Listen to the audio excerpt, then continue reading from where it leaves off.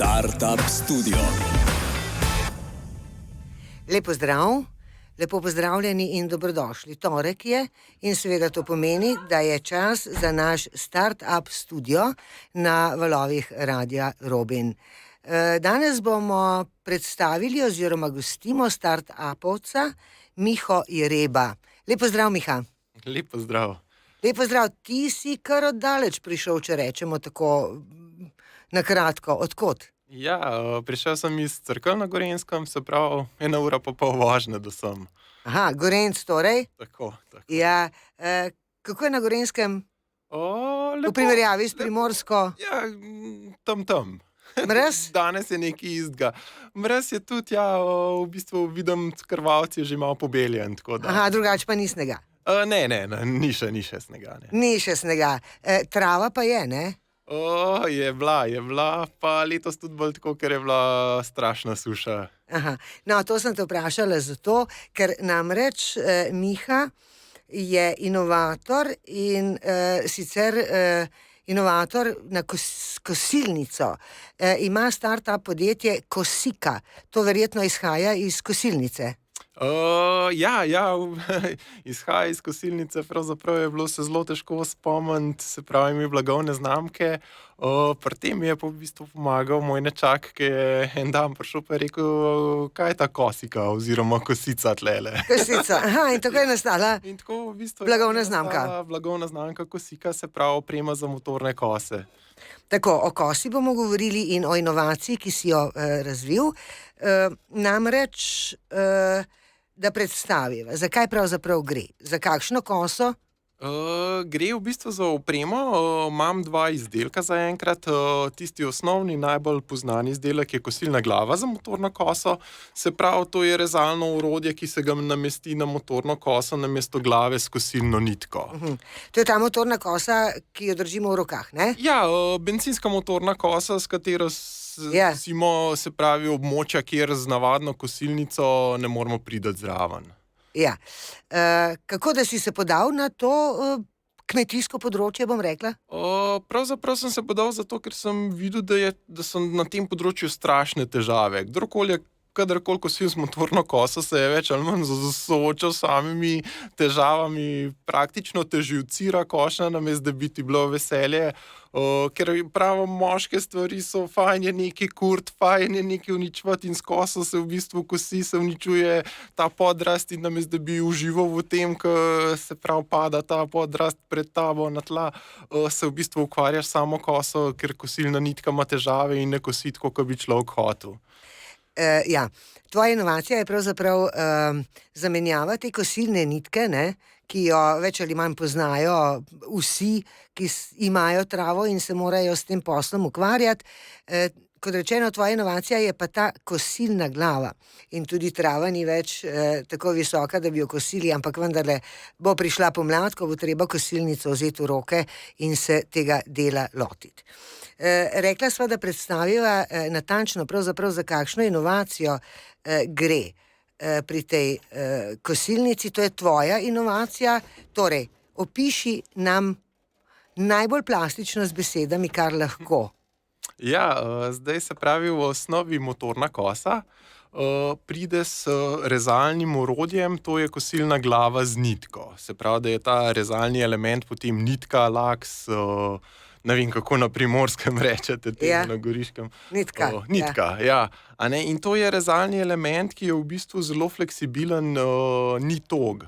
Kar pomeni, da se pod centrifugalno silo, ko na motorni kosi damo plin, glava začne obračati, nitka pa se takrat v bistvu stegne, rata trda, napeta in kosi.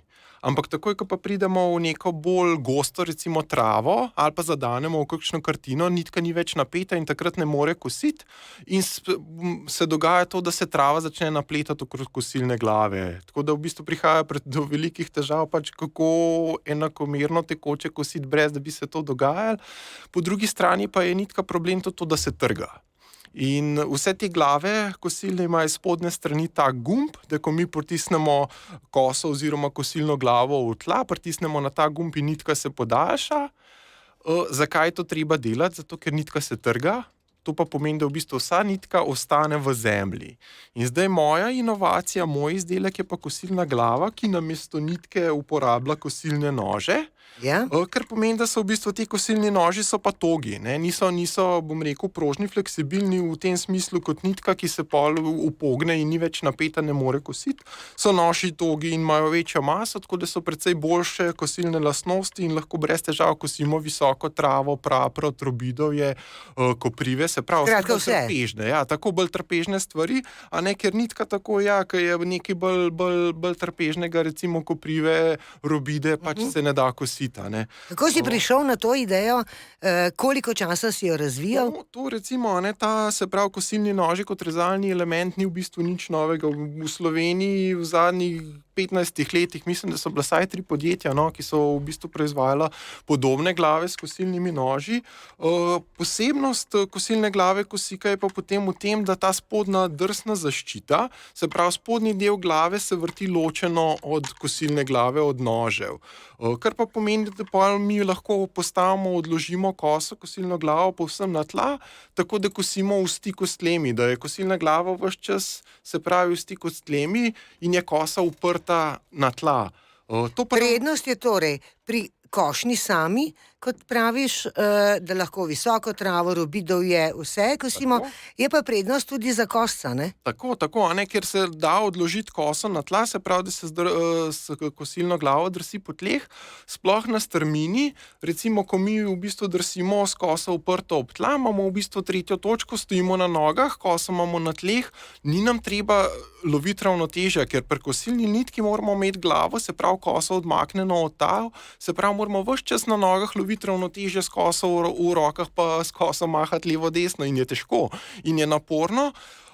Pri tem, da pač večina koscev, recimo uporabnikov kosike, 80% je starejših od 45 let, 30% je starejših več kot 65 let. In je problem, bom rekel, za starejše kositi na strmini in tvegati ta padec, ker je treba loviti ravnotežje. Tako, zdaj kosilna nitka se trže, treba je zamenjati, treba je dokupiti, kaj pa pri tej glavi? Tako, tukaj pa kosilni noži se v bistvu obrabljajo s trenjem. Kosilni noži niso kovinski zaradi varnostnih razlogov, ker včasih do 10 let nazaj so bili dovoljeni še kovinski in je bil problem, če se je v bistvu kovinski nož odlomil, to je taka hitrost, da je tako kot metek iz pištole. In je bilo veliko Kakšen material je pa to? To je pa vrsta poliamid, najlon, ki je v bistvu upogljiv, fleksibilen, odporen na lom, tako da se v bistvu nož lahko pokrivi in se ne bo odlomil. Ja. Zdaj, edini problem rata, varnostni razlogi, če se nož zatrga, se pač počasi potem lahko tudi odtrga, zato da ne pride do... Torej, večni ti noži niso, so pa mnogo bolj dolgotrajni kot nitka, če prav razumem. Tako, in ker nitka se trga, ostaja v tleh, bom rekel, to dnevno, to so tovarne, ki delajo to nitko na tone dnevno in vsa ta nitka, pač, ki se prodaja, dejansko konča v tleh, v zemlji. Zdaj pa seveda, pomlad bo kmalu tu, trava bo zrasla, robida tudi. Kje je pomoč kupiti to posebno glavo? Zaenkrat, se pravi, zdaj prodajamo drugo leto. Jo je moč kupiti prek moje spletne strani, kosika.com. Jaz mislim, da kdor se ukvarja, kdor je na internetu, je že videl oglase za moj izdelek, jih je težko zgrešiti. Recimo zdaj od lanskega aprila do letos, do zdaj sem imel nekje 375,000 Slovencev na spletni strani. Ki so si to ogledali? Tako, ki so si to ogledali, oziroma drugače nekje 60,000 jih je prebralo, se pravi, predstavitev izdelka, je seznanjena s ceno. Kakšna pa je cena? Cena, bom rekel, v redni prodaji je 129,90 evra. Trenutno je pa akcija, se pravi, do konca jutrišnjega dne je cena 99,90 evra, se pravi 100 evrov v okviru črnega petka. Črni sobote, o tem bova še govorila, ker se ukvarjaš tudi z spletno prodajo in tako naprej. A je to drago ali ne? Bom rekel, da je to cena z dodano vrednostjo.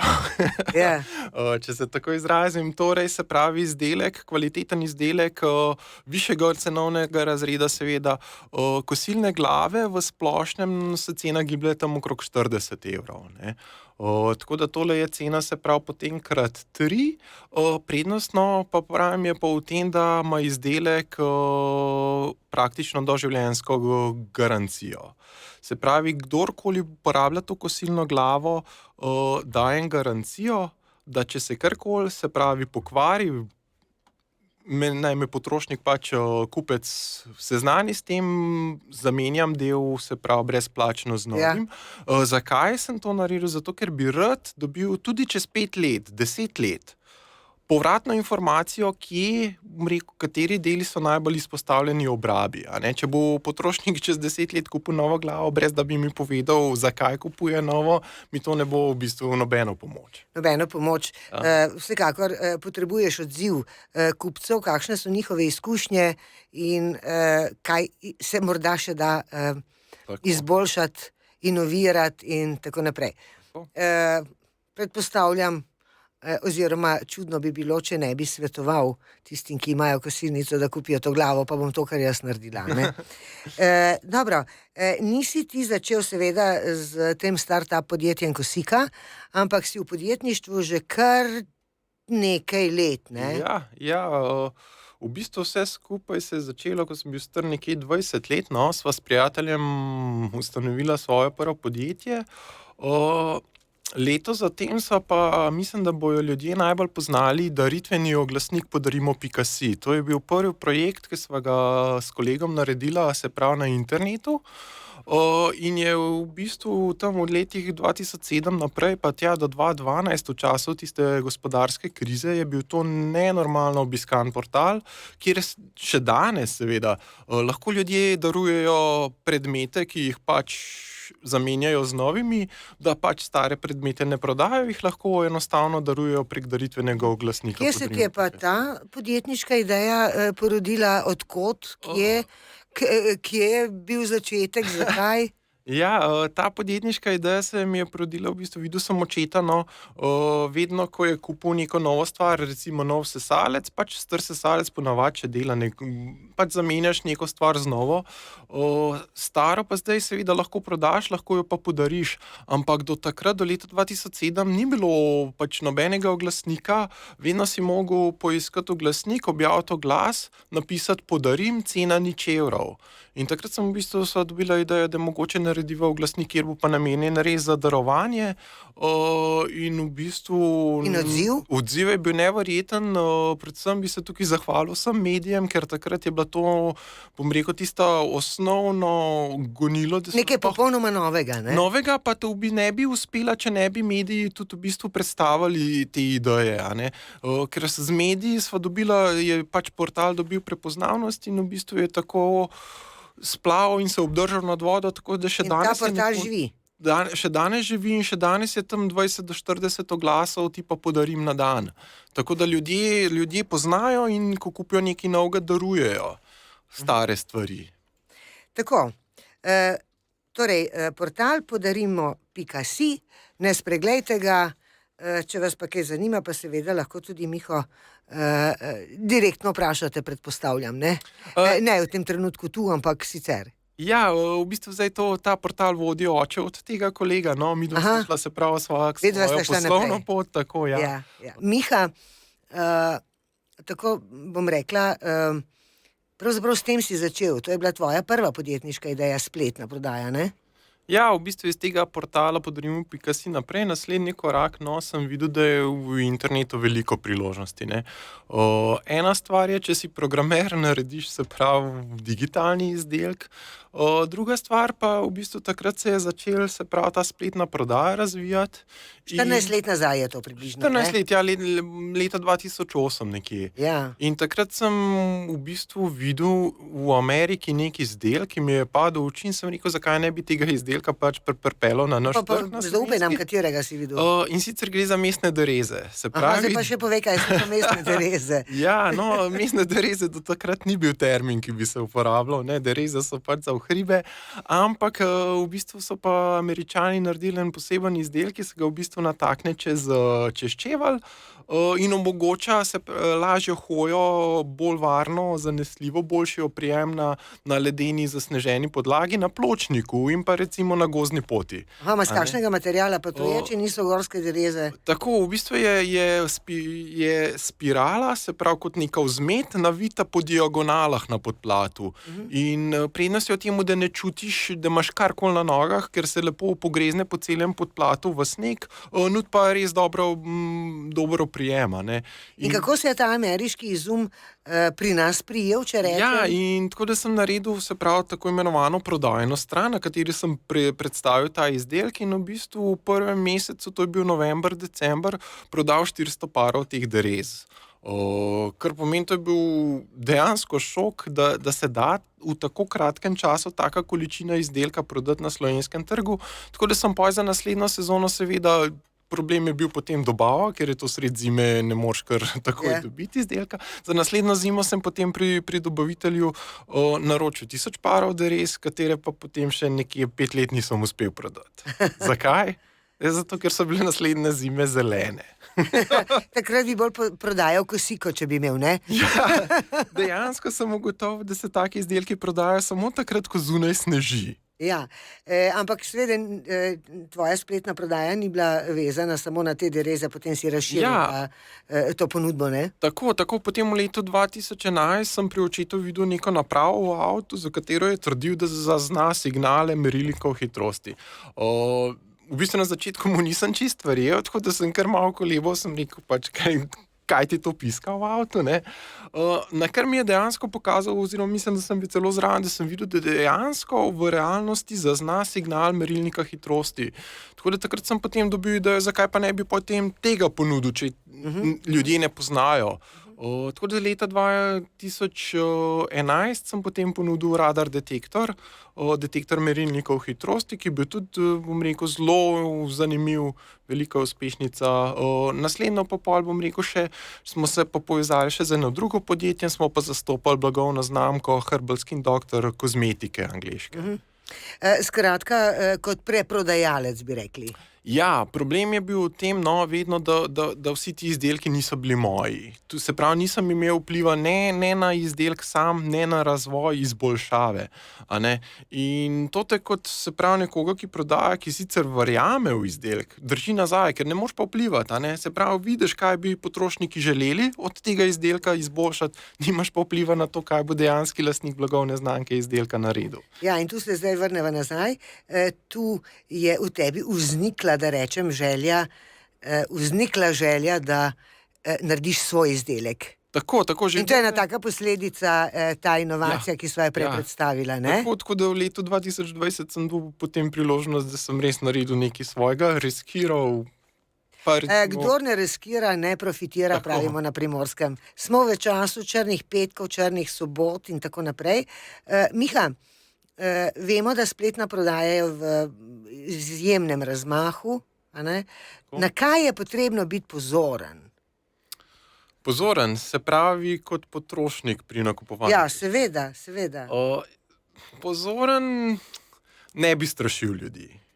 Ja. Ne bi strašil, zato ker, bom rekel, danes je toliko regulacije, regulative, ne samo iz strani tržnega inšpektorata, ampak tudi, se pravi, vsak ponudnik gostovanja, vsak ponudnik oglaševanja pogleda, kdo oglašuje, in bom rekel, da so danes že skoraj lahko ljudje prepričani, da tiste, kar vidijo na internetu, pač lahko zaupajo.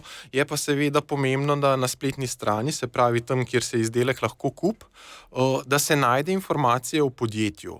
Se pravi, ime podjetja, naslov podjetja, in to mora biti vidno na tej strani. Ne, da se nekam klika v globino. Ker vsa podjetja, ki hočejo izdelek prodati, bodo napisala, kdo so, pa kdo stoji zadaj, zato ker kot prodajalec vem, da bo potrošnik kupil samo v primeru, da zaupa.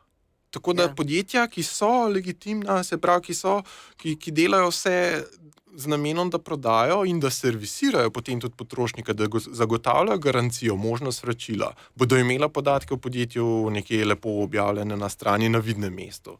Tako da, če so te podatki... Ampak vendarle so kakšne pasti, ne? So pasti, mislim, pasti so v tem, da marsikateri izdelek je majčkeno, jaz potem pravim, shady. Ni čist črno na belem, predvsem kar se tiče, se pravi, trditev, ki jih proizvajalec, prodajalec, se pravi, napiše v Prodaja. izdelku. Tako, a ne? Da ne gre čisto vsemu zaupati, sploh tisto, ker je too good to be true, pač. Ja. Če je predober, no, če se sliši predober, verjetno ni tako. Zato bi pa apeliral, no, vedno mora prodajalec ponujati garancijo, možnost vračila tudi za uporabljen izdelek. Miha, začel si spletno prodajo pred 14 leti, sva povedala. Kakšna je pa, denimo, to je eno zelo dolgo časovno obdobje v današnjem času. Kakšne so pa razlike, denimo, od takrat pa do danes? Pri sami prodaji ni nobenih razlik. Ja. Vse, kar se je od takrat spremenilo, je, se pravi, kanali trženja. Sama prodaja, kako izdelek predstaviti, kako, bom rekel, prejeti naročilo, se ni spremenil čisto nič. Tako da v bistvu vse, kar se je spremenilo, je to zdaj, ali oglašujemo na Facebooku, Instagramu, pač to tudi pred 14 leti še ni bilo tako popularno. Tako da edini ta del, kako pripeljati potrošnike, interesente na svojo stran, kjer predstaviš izdelek, svojo rešitev. Edini ta zadeva se je spremenila. Ja, če skleneva ta pogovor, torej to temo, rekel si, ne bi želel strašiti potrošnikov, ampak vendarle je kaj, ne? Tako malo, da vedno si več škode s tem obremenjevanjem, s tem strahom naredimo, kot da zaupamo. Pač. Saj ravno to, večina izdelkov prek interneta ni dragih. Ne. Ni neki in gledati je treba samo glih to, da je kvaliteta, da je garancija na nakup in pa da so podatki dostopni, da veš, s kom posluješ. Mlad podjetnik, start-upovec zagotovo ne počiva, po dnevi in po noči razmišlja, kakšno inovacijo bi še izumil. Miha, ti tudi najbrž, ne? Ja, to ste dobro povedala. Problem je, to po dnevi in po noči, ker podjetnik ne more odmisliti dela in, bom rekel, ne razmišljati o svojih stvarih, o rešitvah, ki jih dela.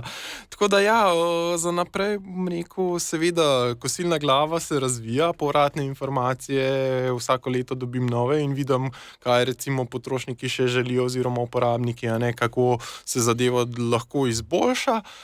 Sem pa za drugo leto se pripravil tudi nov izdelek, to je nastavljiv ročaj za motorno koso, kar pomeni, da se lahko, bom rekel, enostavno spremeni lega ročaja in drži koso glede na teren, recimo, a ne strmina, ravnina, tako da to je ena zadeva.